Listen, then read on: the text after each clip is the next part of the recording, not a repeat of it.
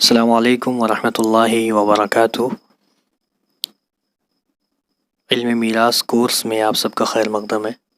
آج علم میراث کے متعلق تیسرا کلاس ہے۔ اس سے پہلے ہم نے علم میراث کی اہمیت کے بارے میں جانا تھا کہ قرآن میں اور حدیث میں اس کا کیا ذکر ملتا ہے۔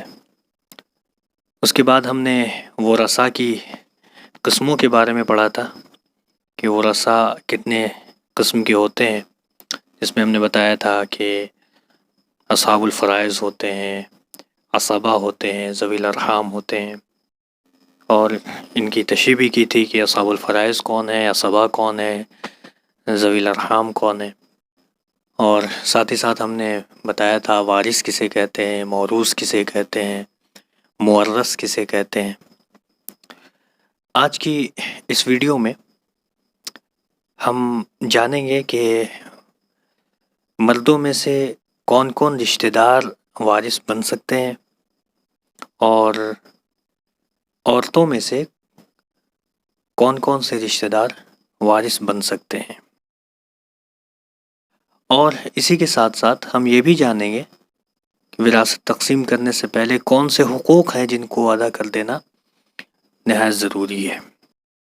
تو آئیے شروع کرتے ہیں۔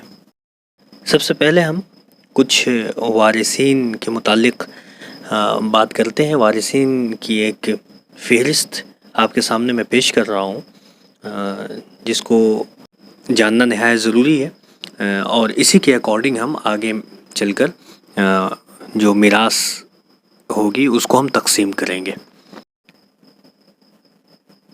اس فہرست سے آپ کو معلوم ہوگا کہ وارثین کی کتنی قسمیں ہو سکتی ہیں۔ سب سے پہلے آپ 4 گروپ بنا لیں، 4 خانے بنا لیں۔ سب سے پہلا گروپ جو ہے وہ زوجین کا ہے، یعنی میاں بیوی کا۔ دوسرا گروپ جو ہے وہ اصول کا ہے۔ اصول کہتے ہیں جو اوپر کی جو نسل ہوتی ہے، خاندان کی جو اوپری نسل ہوتی ہے، اس کو ہم اصول کہتے ہیں۔ اصول میں جو لوگ شامل ہوں گے وہ ہیں ماں، باپ، دادا، دادی وغیرہ۔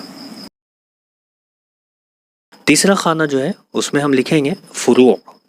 فروع کا مطلب شاخ ہوتا ہے، برانچز، اور اس میں نچلی نسل شامل ہوتی ہے، نیچے کی جو جنریشن ہوتی ہے، جیسے بیٹا، پوتا، بیٹی، پوتی۔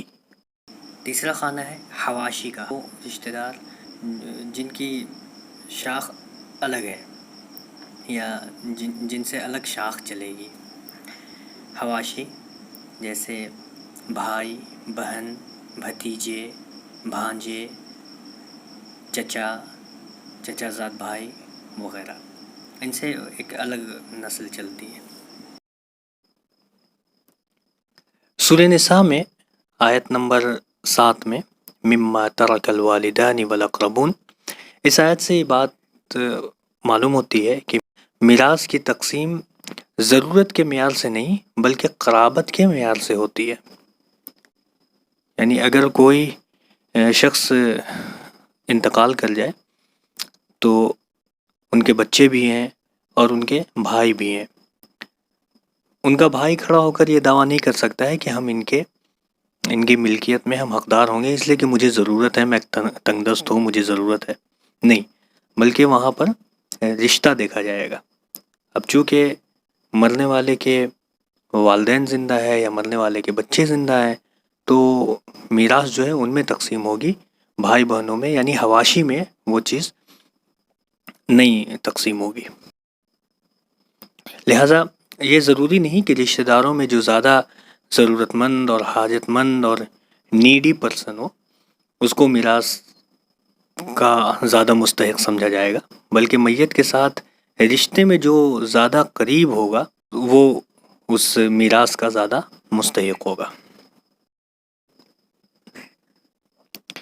میت کے ساز و سامان اور جائیداد میں یعنی پراپرٹی میں 4 حقوق بنتے ہیں، یعنی میراث کی تقسیم سے پہلے ان 4 حقوق کا ادا کرنا نہایت ضروری ہے۔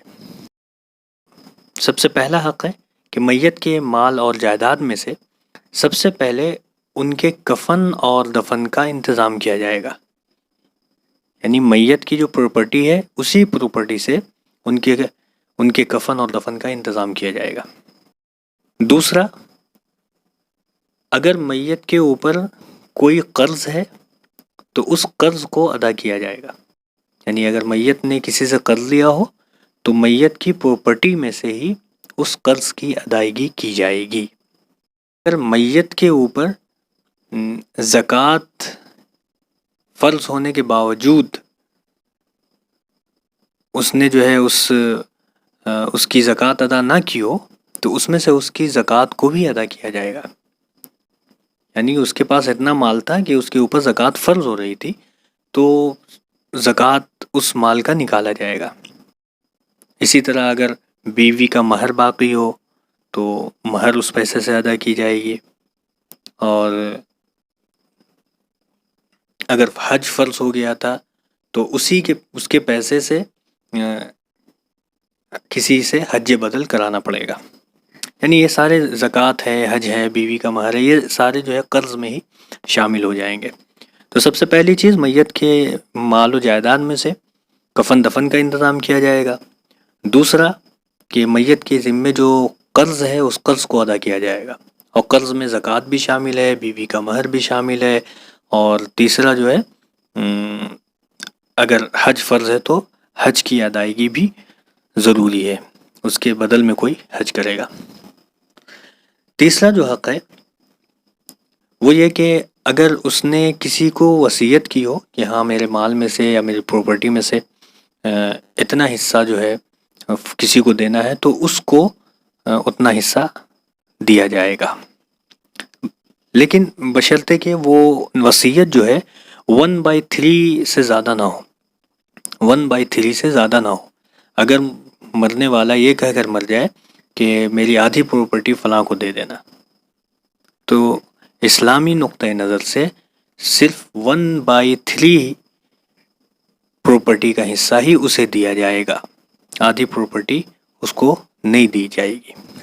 اس کو اور بھی آسان سے ہم سمجھ سکتے ہیں کہ ایک شخص ہے جو جب مرا ہے تو اس کے پاس 50 لاکھ روپے کی پراپرٹی تھی، زمین کی شکل میں ہو یا کیش کی شکل میں ہو. 50 لاکھ کی پراپرٹی اس کے پاس تھی. سب سے پہلے ہم اسی پراپرٹی میں سے ہم میت کے لیے کفن و دفن کا انتظام کریں گے. 50 لاکھ میں سے سپوز کہ کفن دفن میں جو خرچ آئیں وہ 10,000 روپے آئیں تو 50 لاکھ روپے میں سے ہم 10,000 روپے سب سے پہلے الگ کریں گے. پھر دیکھیں گے کہ اگر میت نے کسی سے قرض لیا ہو، معلوم چلا کہ ہاں فلاں شخص سے 1 لاکھ روپے اس نے قرض کے طور پر لیے ہوئے تھے، تو اس 50 لاکھ میں سے ہم 1 لاکھ روپے اور الگ کریں گے. اور تیسرا یہ کہ اس نے مرتے وقت جو ہے یہ وصیت کی تھی کہ 2 لاکھ روپے مدرسے میں دے دینا یا مسجد میں دے دینا یا میرے چھوٹے پوتے کو دے دینا ہے نا، وہ یہ کہ ہاں وہ اسکول میں ابھی پڑھ رہا ہے اس کو 2 لاکھ روپے دے دینا. ان 50 لاکھ روپے میں سے کفن دفن کے 10,000 روپے کو ہم الگ کریں گے. جو اس نے قرض لیے تھے 1 لاکھ روپے وہ ہم الگ کریں گے.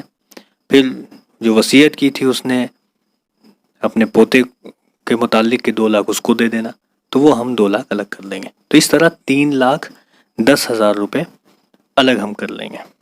تو سب سے پہلے ہم جو کفن دفن کا پیسہ تھا 10,000 روپے ہم نے الگ کیے. پھر اس کے ذمے جو قرض تھے 1 لاکھ روپے وہ ہم نے الگ کیے. پھر اس نے جو وصیت کی تھی 2 لاکھ روپے پوتے کو دینا ہے تو اس 2 لاکھ کو ہم نے الگ کر لیا. تو ٹوٹل جو الگ ہوئے وہ 3,10,000 روپے ہوئے.